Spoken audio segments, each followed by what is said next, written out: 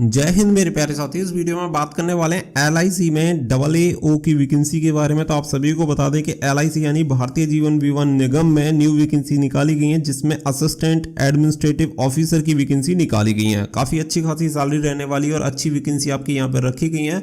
तो पूरी डिटेल इस वीडियो में आप सभी के साथ शेयर करेंगे कि सिलेक्शन प्रोसेस क्या रहेगा, सिलेबस क्या रहेगा, कौन कौन इसके लिए अप्लाई कर सकता है, एज क्राइटेरिया क्या रहेगा। तो हर एक चीज़ इस वीडियो में आप सभी को क्लियर हो जाएगी। तो वीडियो को लास्ट तक जरूर देखें ताकि आप सभी को पूरी इंफॉर्मेशन मिल पाए। इसका ऑफिशियल नोटिफिकेशन जारी किया जा चुका है, तो ऑफिशियल नोटिफिकेशन से ही आप सभी को हर एक अपडेट मिलेगी। वीडियो पसंद आए तो वीडियो को लाइक शेयर करके चैनल को सब्सक्राइब कर लें और बेल आइकन पे प्रेस कर लें ताकि फ्यूचर में आने वाली हर एक जॉब अपडेट का नोटिफिकेशन आपको सबसे पहले मिलता रहे। अब चलते हैं आपके ऑफिशियल नोटिफिकेशन की तरफ और आप सभी को पूरी इंफॉर्मेशन देते हैं। तो जैसा कि आप सभी देख सकते हैं स्क्रीन पे एलआईसी की तरफ से न्यू वैकेंसी जारी की गई है और ये रिक्रूटमेंट आपका रहेगा असिस्टेंट एडमिनिस्ट्रेटिव ऑफिसर का जर्नलिस्ट, जो कि 31st बैच आपका रहेगा। तो यहाँ पे आप सभी देख सकते हैं, यहाँ पे एलआईसी की तरफ से आप सभी को बताया गया है कि ये वैकेंसी यहाँ पे इंडियन सिटीजन के लिए यहाँ पे निकाली गई है, जो कि AAO की वैकेंसी यहाँ पे रहेंगी। तो ऑनलाइन आप इसके लिए अप्लाई कर सकते हैं और इसकी ऑनलाइन एप्लीकेशन डेट की अगर मैं बात करूँ तो 15 जनवरी यानी आज से इसके ऑनलाइन एप्लीकेशन फॉर्म स्टार्ट हो चुके हैं। अब मैं बात कर लूँ टोटल नंबर ऑफ वैकेंसीज के बारे में, तो 300 यहाँ पे वैकेंसी टोटल यहाँ पे निकाली गई है, जिसमें अगर मैं रिजर्वेशन की बात करूँ तो देखिए करंट ईयर की जो वैकेंसी है टोटल 277 यानी 277 वैकेंसी हैं। जो बैकलॉग पहले वैकेंसी फिल नहीं हो पाई थी वो 23 वैकेंसी यहाँ पे ऐड की गई हैं। तो टोटल मिला के 300 वैकेंसी आपकी निकाली गई हैं। कैटेगरी वाइज यहाँ पे देख सकते हैं SC ST OBC EWS and general category के अकॉर्डिंग आपको यहाँ पे वैकेंसी की पूरी टेबल दी गई है, जिसमें आप चेक कर सकते हैं कि कौन सी कैटेगरी में कितनी वैकेंसी निकाली गई है। ये टोटल आपका ये वाली वैकेंसी काउंट होंगी। यहाँ पे जैसे SC में आपकी 50 निकाली गई है, 112 वैकेंसी आपकी जनरल में निकाली गई है, OBC में 84 निकाली गई है और EWS में 27 वैकेंसी निकाली गई है और ST में भी 27 वैकेंसी निकाली गई है। तो इस तरीके से वैकेंसी का पूरा डेटा है जो कि आप यहाँ पे चेक कर सकते हैं। बाकी का यहाँ पे कुछ आपको शॉर्टकट जो दिए गए हैं उनके बारे में पूरी डिटेल यहाँ पे आप सभी को बताई गई है। बाकी का यहाँ पे रिजर्वेशन के बारे में बताया गया है, जो भी बेंचमार्क एंड डिसेबिलिटी वाले कैंडिडेट हैं उनके लिए यहाँ पे बताया गया है। तो वो यहाँ पे देख सकते हैं, अगर आप डिसेबिलिटी वाले कैंडिडेट हैं तो यहाँ पे आप सभी को पूरी इन्फॉर्मेशन दी गई है। इसके अलावा यहाँ पे आप सभी को बताया गया है कि जो शेड्यूल इवेंट किए गए हैं कि कब आपका एग्जाम होगा, मेंस कब होगा, प्री कब होगा, उसके बारे में पूरी डिटेल दी गई है। तो यहाँ पे आप सभी देख सकते हैं जो इसके ऑनलाइन एप्लीकेशन डेट है वो 15 जनवरी 2023 है, यानी कि ऑनलाइन एप्लीकेशन फॉर्म स्टार्ट हो चुके हैं और इसकी जो लास्ट डेट रहेगी वो 31 जनवरी 2023 रहेगी। तो फटाफट से आप सभी को इसके लिए ऑनलाइन रजिस्ट्रेशन फॉर्म फिल कर देना है।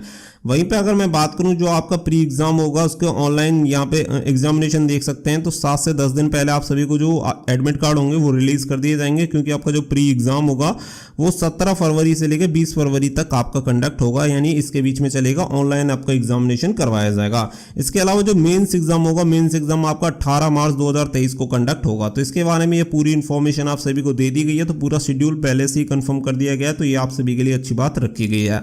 अब बात कर लेते हैं यहाँ पे एलिजिबिलिटी कंडीशन के बारे में। तो देखिए जो एलिजिबिलिटी कंडीशन होंगी वो 1/1/2023 से आपकी ली जाएंगी, यानी कि उम्र की गणना की बात करें या एजुकेशन क्वालिफिकेशन की बात करें, ये सारी चीज़ें 1 जनवरी 2023 से काउंट की जाएंगी। तो यहाँ पे आप देख सकते हैं कि जो भी कैंडिडेट इसके लिए अप्लाई करना चाहते हैं उनकी मिनिमम जो एज होनी चाहिए वो 21 साल होनी चाहिए और मैक्सिमम जो एज होनी चाहिए वो 30 साल होनी चाहिए, इससे ज़्यादा नहीं होनी चाहिए। और जो उम्र की गणना होगी वो 1 जनवरी 2023 से की जाएगी। तो यहाँ पे 21 साल कम से कम और 30 साल मैक्सिमम जनरल कैटेगरी में यहाँ पे आपकी जो एज होनी चाहिए वो होनी चाहिए। अगर आप SC या ST से बिलोंग करते हैं तो 5 साल की छूट मिलेगी, OBC कैंडिडेट को 3 साल की छूट मिलेगी। बाकी की कुछ रिजर्व कैटेगरी भी यहाँ पे दी गई है, जो कि यहाँ पे आप चेक कर सकते हैं कि अगर आप इनमें से किसी कैटेगरी से बिलोंग करते हैं तो आपको इतनी उम्र में छूट मिल पाएगी। इसके अलावा सबसे ज़रूरी चीज़ आती है एजुकेशन क्वालिफिकेशन की। इसके लिए एजुकेशन क्राइटेरिया क्या रखा गया, तो यहाँ पे आप सभी देख सकते हैं AA जर्नलिस्ट की जो वैकेंसी है इसके लिए आपके पास बैचलर डिग्री होनी चाहिए, किसी भी स्ट्रीम में आपने कंप्लीट कर रखी है आप इसके लिए अप्लाई कर सकते हैं। कोई भी परसेंटेज क्राइटेरिया यहाँ पे नहीं रखा गया है कि आपके पास कोई 50% होना चाहिए, 60% होना चाहिए, ऐसा कुछ भी यहाँ पे नहीं दिया गया है। सिंपल आपने बैचलर डिग्री आपके पास है, यानी कि अगर आपने स्नातक अगर कंप्लीट कर रखा है, जैसे कि अगर आपने BA कर रखा है, BSc कर रखा है, BCom कर रखा है, BBA कर रखा है, आप इस वैकेंसी के लिए अप्लाई कर सकते हैं। किसी भी स्ट्रीम में कोई भी ग्रेजुएशन डिग्री आपके पास है आप इसके लिए जा सकते हैं, चाहे आपके पास 35% हो, कोई मैटर नहीं करता, बस आपके पास पास के सर्टिफिकेट होना चाहिए। तो ये हो गई आपकी क्वालिफिकेशन की बात और एज क्राइटेरिया की बात। इसके अलावा इसमें कोई फिजिकल मेजरमेंट वगैरह कुछ नहीं रहता। तो मेन जो एलिजिबिलिटी क्राइटेरिया है वो यही दो चीज़ आपकी फिलफिल होनी चाहिए, एक तो आपकी एज हो गई, दूसरी आपकी क्वालिफिकेशन हो गई। इसके अलावा यहाँ पे आगे बढ़ते हैं तो यहाँ पे आप सभी को कुछ सैलरी वगैरह के बारे में बताया गया है। तो बेसिक पे देख सकते हैं 53,600 पर मंथ स्टार्टिंग में आप सभी को यहाँ पे मिल जाती है। तो सैलरी पैकेज काफ़ी अच्छा खासा आप सभी को मिलेगा, क्योंकि आप सभी जानते हैं कि स्टार्टिंग में ही आपकी जो सैलरी रहेगी वो 92,870 रुपये पर मंथ तक पहुंच जाएगी। और ये ए क्लास सिटी जो आपकी रहेगी, सिटी के अकॉर्डिंग आप सभी को पता है कि आपके भत्ते वगैरह जो होते हैं वो डिपेंड करते हैं आपकी सिटी पे। तो यहाँ पे बहुत ही अच्छी सैलरी आपको मिलती है। अगर आपने ग्रेजुएशन कर रखा है तो मैं आपको सजेस्ट करूंगा कि आप इस वैकेंसी के लिए अप्लाई जरूर करना, और थोड़ी सी तैयारी अगर आप करेंगे तो आपका एग्जाम भी निकल सकता है। हालांकि कंपटीशन अच्छा खासा होता है, एग्जाम का लेवल भी अच्छा होता है, बट अगर आप किसी एग्जाम की ऑलरेडी तैयारी कर रहे हैं तो यहाँ पे आप इस एग्जाम को निकाल सकते हैं। इसके अलावा जो बात आती है यहाँ पे कुछ बॉन्ड वगैरह के बारे में भी बताया गया कि जो गारंटी बॉन्ड वगैरह होगा वो आपसे यहाँ पे लिया जाता है, 5 लाख रुपए का बॉन्ड वगैरह बनवाया जाता है। वो सारी चीजें यहाँ पे देख सकते हैं। नंबर 8 पे जो बात आती है वो आती है एप्लीकेशन फीस की। तो थोड़ी सी एप्लीकेशन फीस आपको यहाँ पे ज्यादा दिखेगी, बट आप सभी को बता दें जिस हिसाब से पोस्ट है और जिस हिसाब से अगर आपका सिलेक्शन होता है तो ये फीस आपके लिए कोई ज्यादा मैटर नहीं करती। जैसे अगर आप SC ST या PWD कैंडिडेट हैं तो यहाँ पे आपको केवल 85 रुपीज का जो इंटीमेशन चार्जेस होंगे वो आपको यहाँ पे करने होंगे। बाकी का अगर आप अदर कैटेगरी से बिलोंग करते हैं, जैसे जनरल हो गया, EWS हो गया, यहाँ आपका OBC कैटेगरी हो गया, तो यहाँ पे जो आपकी एप्लीकेशन फीस रहेगी वो रहेगी 700 रुपये, प्लस आपके जो भी ट्रांजैक्शन चार्जेस होंगे वो यहाँ पे ऐड कर लिए जाएंगे। तो लगभग आपको 785 रुपये के अप्रॉक्स आपको यहाँ पे फीस पे करनी पड़ेगी। तो ये आपकी एप्लीकेशन फीस हो गई और इसके लिए डिटेल्स आप सभी को बता दिए गए। ऑनलाइन एप्लीकेशन फीस ही आपको इसके लिए फिल करनी होगी। साथ ही में अब बात कर लेते हैं नंबर 9 पे आपके सिलेक्शन प्रोसीजर के बारे में। तो कंप्लीट डिटेल आप सभी को क्लियर हो जाएगी कि इसका सिलेबस क्या है और सिलेक्शन प्रोसेस क्या है। तो देखिए मैं आप सभी को बता दूं कि सबसे पहले आपको क्लियर कर दूं कि 3 स्टेज में यहाँ पे आपका जो सिलेक्शन प्रोसीजर होगा वो यहाँ पे रहेगा। पहला आपका रहेगा प्री एग्जाम रहेगा, फिर आपका होता है मेंस एग्जाम होता है और फिर आपका होता है इंटरव्यू। तो ये 3 स्टेज आपको क्लियर करने होते हैं फाइनल के लिए। फिर आपका मेडिकल एग्जामिनेशन वगैरह भी होता है, लेकिन सबसे मेन इंपॉर्टेंट 3 स्टेज यहाँ पे आपके होते हैं। 2 आपके एग्जाम हो गए, प्री और मेंस, और फिर आपका इंटरव्यू।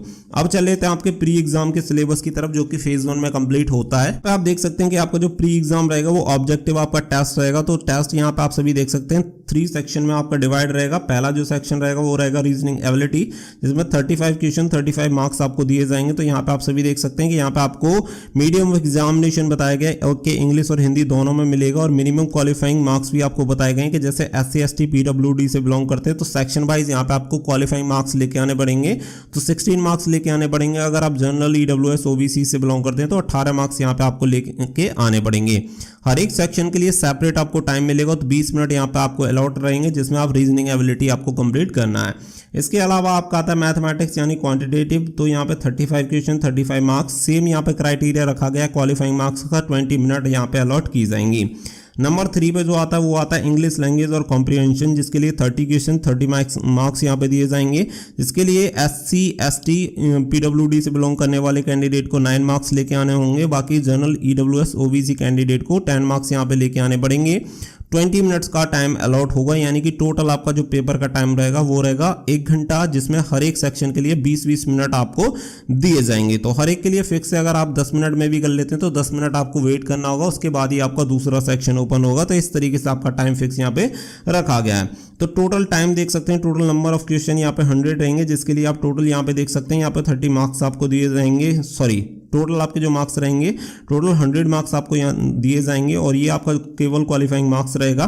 तो यहाँ पे देख सकते हैं इस तरीके से आपका 1 घंटे का पेपर रहेगा। तो यहाँ पे आप देख पाएंगे। साथ ही में यहाँ पे जो आपका रहेगा रैंकिंग के लिए जो आपके इंग्लिश के मार्क्स होंगे वो यहाँ पे काउंट नहीं किए जाएंगे, यानी कि आप जो मेंस के लिए आपकी जो लिस्ट बनेगी वो 70 मार्क्स पे आपकी बनेगी। यानी कि इंग्लिश केवल क्वालिफाइंग नेचर का आपका रहेगा कि अगर आप 10 मार्क्स यहाँ पे जनरल EWS OBC में ले आते हैं तो पास हैं, और यहाँ पे 9 नंबर। यानी कि जब आपकी मेंस एग्जाम के लिए जो मेरिट बनेगी वो केवल 70 मार्क्स में से आपकी बनेगी, यानी कि दोनों आपकी रीजनिंग और मैथमेटिक्स में से ही आपकी जो लिस्ट बनेगी वो आपकी रैंकिंग बनेगी। तो यहाँ पे आप देख सकते हैं English language will not be counted for ranking. यहाँ पे ये क्लियर कर दिया गया है, केवल क्वालिफाइंग नेचर रहेगा, इंग्लिश लैंग्वेज जो आप सभी का रहेगा। फिर अगर मैं बात करूं कि यहाँ पे जो कैंडिडेट क्वालिफाई किए जाएंगे वो 20 टाइम जो नंबर ऑफ वैकेंसीज हैं उसके लिए ईच कैटेगरी में, यानी कि हर एक कैटेगरी में मान के चलिए कि अगर आपकी 100 वैकेंसी है जनरल कैटेगरी में तो 100 वैकेंसी का 20 गुना कैंडिडेट यहाँ पे 2000 कैंडिडेट को क्वालिफाई किया जाएगा मेंस एग्जाम के लिए। तो मेंस एग्जाम यहाँ पे आप सभी देख सकते हैं, मेंस एग्जाम के लिए आप सभी को यहाँ पे पूरा सिलेबस दिया गया है। मेंस एग्जाम जो आप सभी का रहेगा ऑब्जेक्टिव टेस्ट रहेगा 300 मार्क्स का रहेगा, और यहाँ पे आप सभी देख सकते हैं डिस्क्रिप्टिव टेस्ट रहेगा जो कि 25 मार्क्स का रहेगा। Both the objective and descriptive test will be online, तो दोनों जो आपके एग्जाम होंगे वो ऑनलाइन ही कंडक्ट होंगे और दोनों के लिए अलग अलग सेपरेट टाइम आप सभी को सेक्शन के लिए दिया जाएगा। तो वो भी आप सभी को यहाँ पे सारी चीजें क्लियर कर दी गई हैं। और जो आपका डिस्क्रिप्टिव टेस्ट होगा वो आपको टाइपिंग करनी होगी कंप्यूटर पर और उसमें आप सभी को लिखना होगा। तो वो सारी चीजें आप सभी को बोल दी गई है कि ऑब्जेक्टिव जो टेस्ट रहेगा उसके तुरंत बाद ही एग्जामिनेशन कंडक्ट करवा दिया जाता है। सिलेबस की तरफ चलते हैं तो यहाँ पे आप देख सकते हैं टोटल 5 सेक्शन आप सभी के होते हैं, और यहाँ पे एक जो सेक्शन रहेगा इंग्लिश लैंग्वेज जिसमें लेटर राइटिंग रहेगा और ऐसे रहेगा, वो आपका यहाँ पे सेपरेट रहेगा। बाकी के 4 सेक्शन आपके ऑब्जेक्टिव टाइप रहेंगे जिसमें रीजनिंग एबिलिटी 30 क्वेश्चन और जिसके लिए 90 मार्क्स, यानी हर एक क्वेश्चन के लिए यहाँ पे आपको 3 नंबर दिए जाएंगे। इसके अलावा जो हो गया general knowledge current affair 30 question 20 marks 60 marks होंगे, जिसके लिए हर एक के लिए 2 नंबर आपको दिए जाएंगे। डेटा एनालिसिस का रहेगा जिसके लिए 30 क्वेश्चन आएंगे और हर एक के लिए 3 नंबर दिए जाएंगे, 90 नंबर का आपका रहेगा। फिर आपका आता है insurance and financial market awareness जिसके लिए 30 क्वेश्चन आपके रहेंगे, हर एक के लिए 2 नंबर दिए जाएंगे, तो 60 मार्क्स आपके हो जाते हैं। टोटल जो आपके मार्क्स यहाँ पर रहेंगे वो हो जाएंगे आपके 300 और 300 पे आपकी मेन मेरिट बनती है। तो यहाँ पे आप सभी को ये सारी चीज़ें क्लियर कर दी गई हैं, क्योंकि आपका जो इंग्लिश लैंग्वेज वाला डिस्क्रिप्टिव रहेगा वो आपका क्वालिफाइंग नेचर का रहेगा और इसे रैंकिंग के लिए काउंट नहीं किया जाएगा। तो थर्ड फेज जो रहेगा आपका इंटरव्यू, उसके लिए जो लिस्ट बनेगी वो 300 नंबर पर ही आपकी लिस्ट बनेगी। हर एक के लिए आप सभी को मिनिमम क्वालिफाइंग मार्क्स यहाँ पे बता दिए गए कैटेगरी वाइज, और टाइम भी देख सकते हैं कि कितना आपको टाइम अलॉट किया जाएगा कौन से सेक्शन के लिए। टोटल 2 घंटे का आपका पेपर रहेगा जो मेंस आपका रहेगा।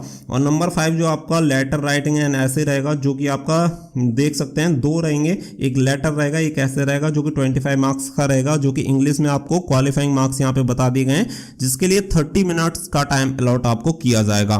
तो ये पूरा सिलेबस आप सभी का हो चुका है। सिलेबस में मैंने आप सभी को ये भी क्लियर कर दिया कि 300 नंबर पे जो आपकी मेन मेरिट बनेगी, फाइनल जो मेरिट बनेगी वो 300 नंबर प्लस यहाँ पे आप सभी का जो इंटरव्यू होता है उसके बेसिस पे यहाँ पे कंडक्ट होता है। यानी कि जो आपकी फाइनल मेरिट लिस्ट बनती है वो बनती है 360 नंबर पे, क्योंकि 60 नंबर का यहाँ पे इंटरव्यू भी होता है। तो जो कैंडिडेट यहाँ पे क्वालिफाई होंगे मेंस एग्जाम में, मेंस एग्जाम के बाद फिर आपका नंबर 3 पे जो होगा इंटरव्यू कंडक्ट करवाया जाएगा, और इंटरव्यू में जो भी कैंडिडेट क्वालिफाई होंगे उन कैंडिडेट का यहाँ पे फाइनल सिलेक्शन होता है। तो वो सारी चीज़ें यहाँ पे आप सभी को क्लियर कर दी गई हैं। तो यहाँ पे आप सभी पूरी इन्फॉर्मेशन को रीड कर सकते हैं। आप सभी को बता दें कि जैसे कि अगर आप जनरल ओबीसी ईडब्ल्यूएस कैटेगरी से बिलोंग करते हैं 30 मार्क्स आपको इंटरव्यू में लेके आने पड़ेंगे।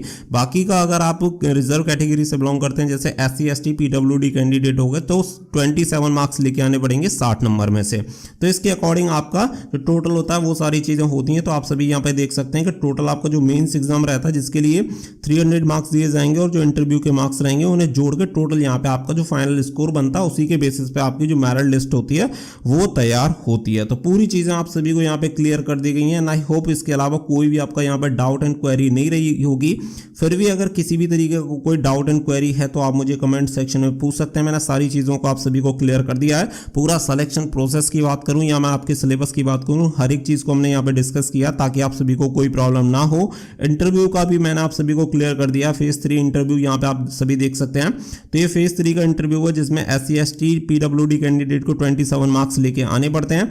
बाकी का जैसे जनरल EWS और OBC कैटेगरी हो गए 30 क्वालिफाइंग मार्क्स यहाँ पे लेके आने पड़ेंगे। टोटल यहाँ पे देख सकते हैं तो टोटल आपका 60 मार्क्स का है यहाँ पे आपको qualifying marks for EWS category. तो यहाँ पे देख सकते हैं 30 मार्क्स यहाँ पे क्वालिफाइंग मार्क्स कम से कम आपको लेके आने पड़ेंगे। इसी के बेसिस पे आपकी टोटल जो मेरिट लिस्ट होगी वो प्रिपेयर होगी। बाकी का यहाँ पे मेडिकल एग्जामिनेशन वगैरह आपका करवाया जाता है वो लास्ट में आपका होता है। तो पूरी चीज़ें आप सभी को क्लियर हो गई होंगी। ऑनलाइन एप्लीकेशन फॉर्म स्टार्ट हो चुके हैं तो आप ऑनलाइन एप्लीकेशन फॉर्म फिल कर सकते हैं इसकी ऑफिशियल वेबसाइट पे जाके। तो कोई भी डाउट एंड क्वेरी हो कमेंट सेक्शन में बता देना। मिलते हैं नेक्स्ट वीडियो में एक नेक्स्ट अपडेट के साथ। So thank you for watching. जय हिंद जय भारत।